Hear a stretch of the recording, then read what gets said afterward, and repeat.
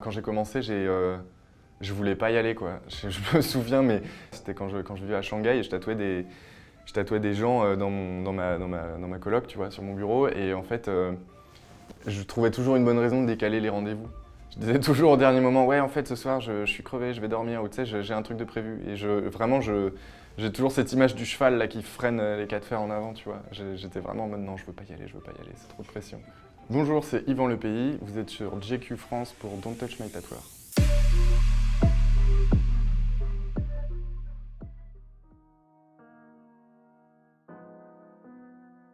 Moi, j'ai fait une école de design pendant 5 ans.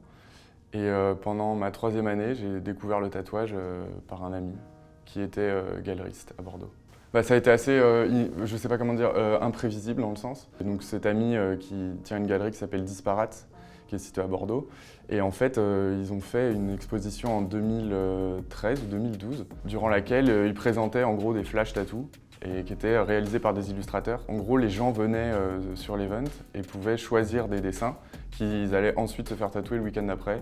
Donc pour moi, ça a été un énorme déclic. Je me suis dit, mais c'est complètement ouf en fait. Il y a quelqu'un qui vient, qui choisit le dessin, qui repart avec et c'est pour la vie. Enfin, je m'étais fait tatouer pas mal. J'avais choisi 3 dessins, je m'étais fait tatouer 3 fois le même jour, je crois. Je suis rentré dans ma ville après et je me suis dit, bon ok, je vais m'acheter une machine et je vais commencer. Je me suis jeté un peu à l'eau comme ça, quoi. En fait, à l'époque, il n'y avait pas des masses d'informations sur YouTube, comme il y a aujourd'hui, je crois. Et du coup, j'ai trouvé un site internet comme ça, tu vois. Je me suis commandé un pack qui était, c'était un pack apprenti, ça valait genre 150 €. Tu avais une mallette avec 2 machines et qui était pas de super qualité, tout un set d'encre. Et en gros, tu avais vraiment le starter pack du tatoueur, quoi. Le premier tatouage, je me le fais un soir sur la cuisse, avec plusieurs potes qui étaient là, parce que c'était un peu, on était tous en mode ouais, la machine est arrivée, on va s'entraîner sur nous, et franchement ça a été une douleur et un échec pas possible. Mais c'était quand même une expérience assez marrante. Je me suis écrit internet sur la cuisse. Franchement, ouais, ça m'a fait mal. En plus, j'étais pas du tout aguerri sur le sujet, donc j'avais absolument aucun skills de tatoueur et de tatouage, et du coup, je me suis brûlé un peu la peau, et puis surtout, on peut dire que les lignes se sont vachement évasées, quoi.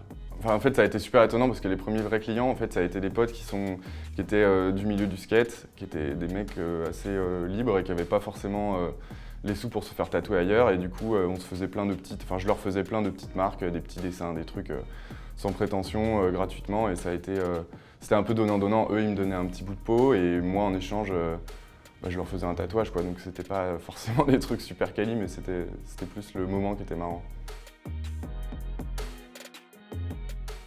Je trouve que le moment où tu vas te faire tatouer,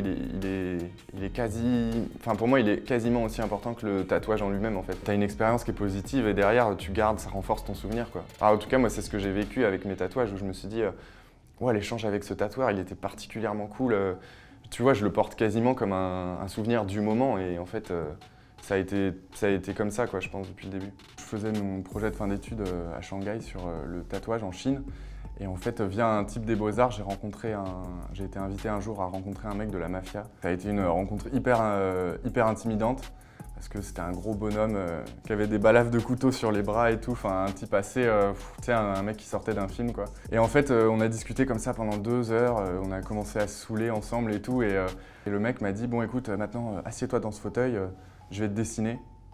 Et en fait, là, il m'a filé un cigare, il a pris un crayon et il a commencé à faire un croquis comme ça de mon visage, tu vois. Et là, il m'a dit, écoute, tu prends ce dessin et tu le feras tatouer en souvenir de notre rencontre. Je me souviens être parti de ce truc-là avec vraiment la main serrée sur le dessin au fond de ma poche et de me dire, waouh, il s'est passé un truc hyper fort. Le lendemain, je crois, le lendemain matin ou le lendemain après-midi, j'étais chez moi et je me tatouais le truc sur la cuisse. Et c'est un souvenir, je pense que ça a aussi nourri, tu vois, le côté expérience de comment le tatouage arrive sur ta peau. Ça a été vraiment un moment vraiment inoubliable, ouais, clairement. Pour les 2 premières années de mon parcours, entre 2014 et 2016, je vivais en Asie. Et donc là-bas, j'ai rencontré beaucoup de tatoueurs qui m'ont un peu donné les premières bases. Et ensuite, quand je suis rentré en France, j'ai rencontré une fille qui s'appelait Faustine. et via un collectif de tatoueurs parisiens. J'ai en fait tout simplement mis un message sur Facebook, est-ce qu'il y a quelqu'un qui peut m'héberger à Paris en ce moment? Et donc cette fille, Faustine, qui avait un salon qui s'appelait le Phylactère, m'a accueilli chez elle pendant 8 mois, je crois. À la base, c'était genre censé être 2 semaines et je suis resté 8 mois. Elle m'a enseigné vraiment les bases, quoi. Donc vivre sur place dans un studio de tatouage, c'était vraiment marrant, quoi. C'était vraiment cool comme expérience. C'est difficile en fait, j'arrive pas du tout à définir l'esthétique. On pourrait le mettre dans la case des tatouages minimalistes, mais j'ai plus une recherche autour du fond que de la forme. Enfin, même si les deux sont liés, tu vois, j'ai quand même, j'apporte énormément d'importance à ce que la personne va vivre comme expérience et j'essaye de lier les deux. Donc minimaliste, c'est peut-être juste réduire le tatouage à sa forme, alors que là, j'essaye quand même d'apporter un peu du fond. Donc je sais pas réellement te donner une définition de mon style.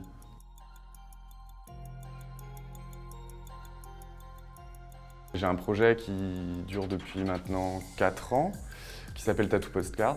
Mon idée, ça a été de lier le tatouage avec le souvenir. Il y a une vraie connexion entre le souvenir et le tatouage. Et du coup, j'ai commencé à demander aux gens de me rapporter des images qui étaient des paysages de leurs souvenirs.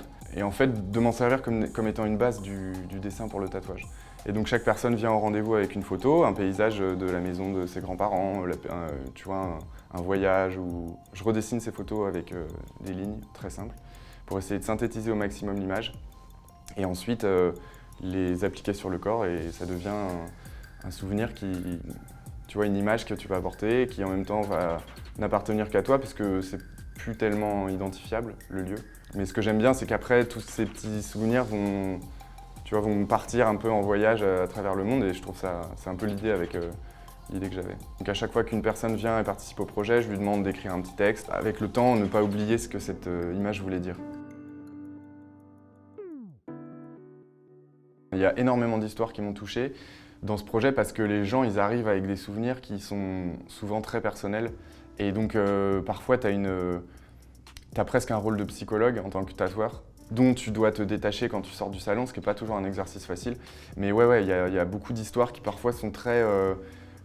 sont assez violentes parfois. Au début, ça me chargeait énormément, clairement, et je sortais du salon en me disant déjà, je tatouais beaucoup de gens en une journée. Ensuite, je m'imprégnais énormément et j'arrivais pas bien à mettre une barrière avec eux. Je pense que je me suis pas endurci, mais disons, je me suis habitué et du coup, je suis plus en distance. Et quand je sors du studio, de toute façon, quand je termine une journée de tatouage, tu vois, je vais toujours me poser une demi-heure dans un canapé. Je pense que c'est comme quelqu'un qui descend un peu de scène ou quoi. Tu dois avoir besoin d'un moment un espèce de sas de redescendre, tu vois. J'essaie de le mettre en place pour pas... tu vois, sortir du studio et être complètement parasité par plein d'infos qui, à ce moment-là, ne me concernent plus. J'ai une espèce de métaphore avec ça, mais je trouve que le tatouage vient quelque part cicatriser sur la peau un peu des blessures de l'esprit, tu vois. C'est un peu une vision poétique du truc, mais je trouve que t'as un peu quand même ce process-là dans le fait de se faire tatouer, pour certaines personnes en tout cas.